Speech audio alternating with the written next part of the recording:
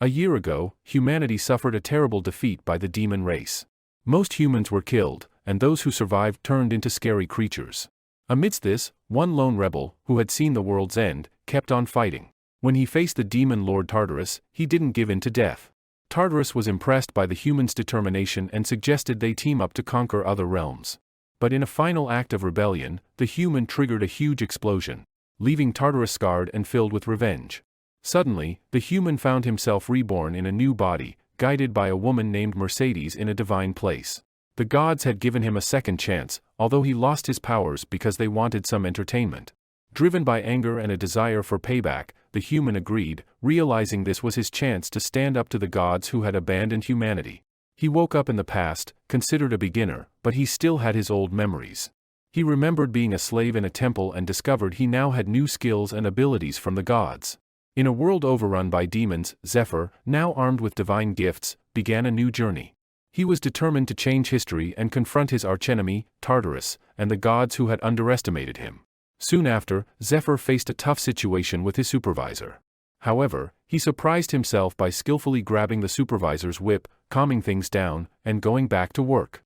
Zephyr believed his newfound agility was because of his experience in battles, like a recent fight with a demon god, and a skill called Wall of Iron that made him better at defending himself. Zephyr's job was mining, and he made sure to turn in his mind ore every day. The groups of slaves were ranked, and Zephyr's group was consistently the best. The place they worked for, the Temple of Arya, was a big religious institution and also a huge loan company. Most of the people there had either lost their homes to monsters or were once adventurers who became slaves because of huge medical debts. Zephyr, however, had a strange mark that meant he'd die if he left his assigned area. To break free and follow his dreams, Zephyr decided to pay off his medical bills. He bought healing potions, even taking loans for them, because these potions secretly boosted his magic power when he drank a lot of them. Zephyr also mentioned a special perk called the Vision of Hermes, which made all potions work 500% better. His daily routine was all about mining, drinking healing potions, and training. One day, he claimed to hear a monster's cry and offered to lead a team of hunters to find it.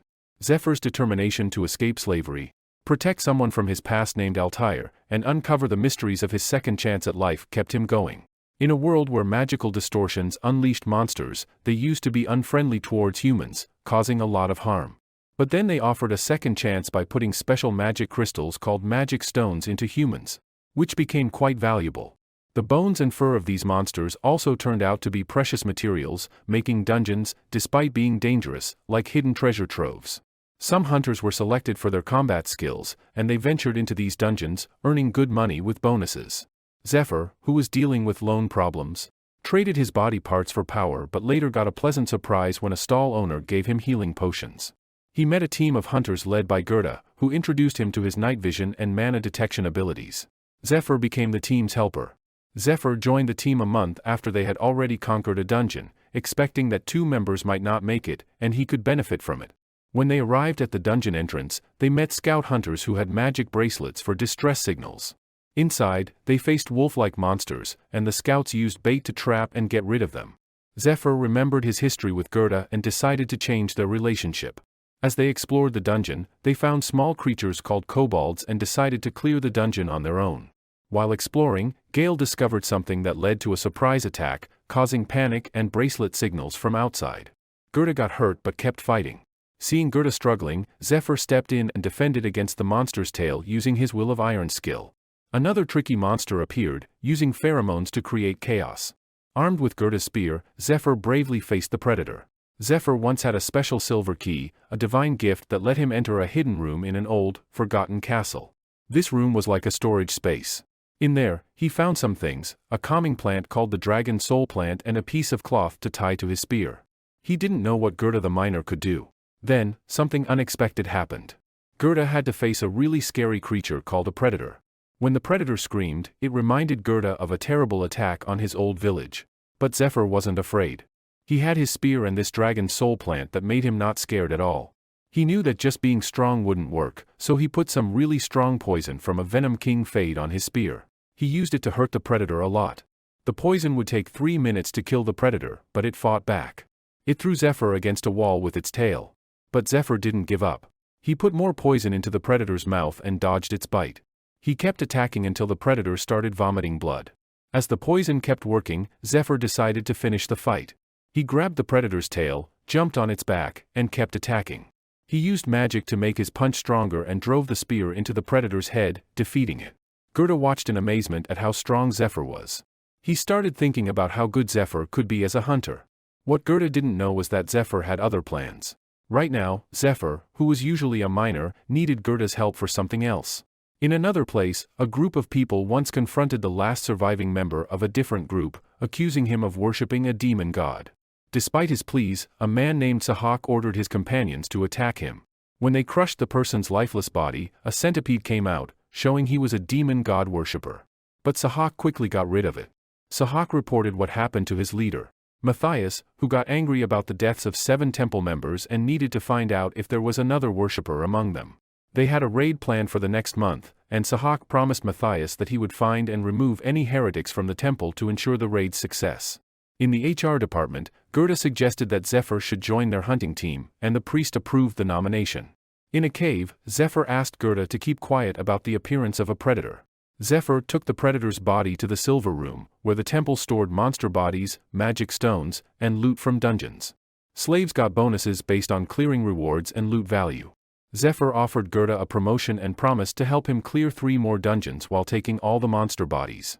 As they got ready for the raid, Zephyr thought about his enlistment in the hunting team once the participant list was out. To join, you need impressive achievements or connections. While Gerda explained the supply depot, they ran into a team that was hunting demon god worshippers. Gerda told Zephyr to bow down because they were heresy examiners, led by Sahak, who was known as the Mad Dog. Sahak noticed Zephyr's defiance and sensed his high-level expertise. It was unusual for a high-level expert from the mining team to be nominated for a transfer to the hunting team, and Sahaka's team surrounded Zephyr, getting ready to question him. Sahak once asked Zephyr if he knew about the followers of the demon god. These worshippers believed in this god named Tartarus, and people thought they were a big problem for humanity. Sahak worked for Lord Matthias, and he thought Zephyr was dangerous. Their talk turned into a fight. Sahak used a spell called the Red Field to get stronger, and Zephyr got into a fighting stance Sahak hadn't seen before. They fought, and it got pretty surprising. Sahak used an ability called Trust, but Zephyr dodged it easily. Zephyr hit back, and Sahak got hurt and lost his weapon. Then, another guy, a big one with a steel ball, tried to fight Zephyr, but Zephyr was too quick and avoided all the attacks. The fight went on, and Zephyr got tired while the Red Field made his opponents stronger. The big guy tied up Zephyr's hands, and Sahak hurt him more. Sahak used the Red Field and something called Accelerate to make Zephyr suffer slowly. Even though Sahak was much stronger now, Zephyr watched him carefully. When he saw a chance, Zephyr broke free and turned the tables. Zephyr kept winning, outsmarting his enemies. He showed how bad they were at working together and beat all the heresy examiners. When they asked him about being loyal to the demon god, he didn't pay them any attention. Meanwhile, a guy with red hair watched the fight from far away. He thought Zephyr might be sent to catch them. After a tough battle, Zephyr retreated to an empty alley, feeling excruciating pain as his mana ran out, causing him to freeze up. Suddenly, a mysterious sign appeared in the sky, signaling an unusual process. Facing Shylock, acting for the god of loans, Uzra, Zephyr had no mana left, and the collection process began. Surprisingly, Zephyr's defensive skill, Wall of Iron Will, not only protected him but also stored up damage as a kind of debt.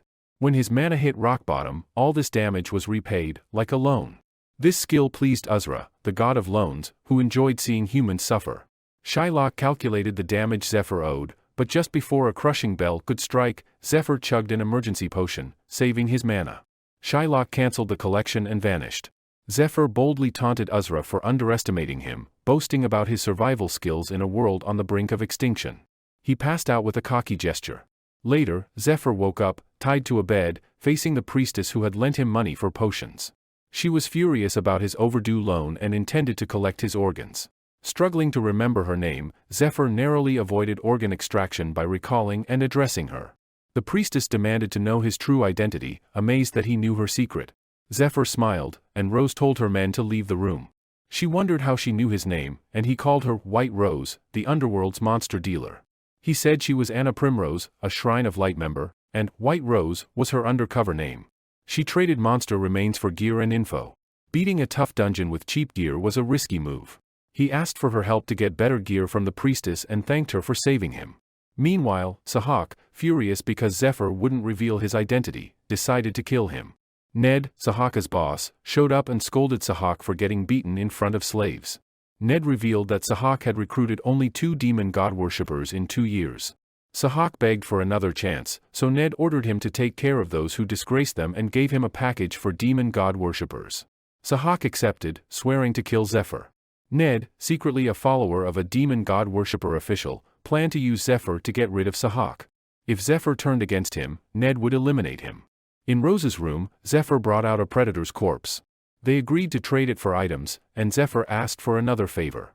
Zephyr, done with his meeting with White Rose, rejoined his friends for a meal.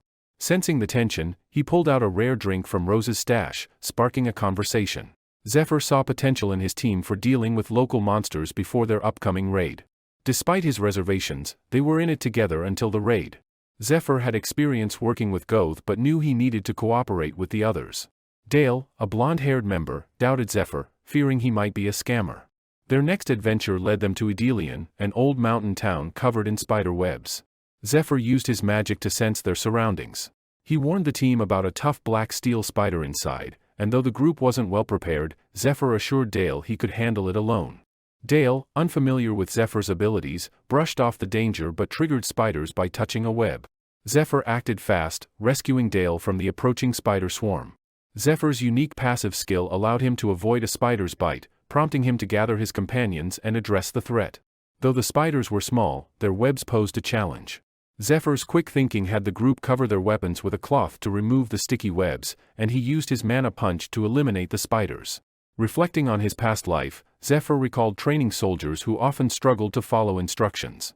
Despite some initial mishaps, he believed it was better for Dale to learn from experience rather than being spoon-fed information. Their next challenge involved larger spiders. Zephyr advised targeting the softer belly area, and with teamwork, they defeated one. Zephyr commended their performance. Zephyr, outnumbered but experienced, took down numerous spiders, while his companions managed just one.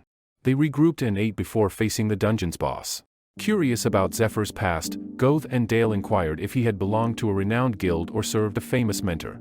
Zephyr chose not to reveal his illustrious past as an apprentice to a great figure and urged them to focus on breaking the spider's legs for makeshift weapons. He then asked them to leave, intending to face the boss alone.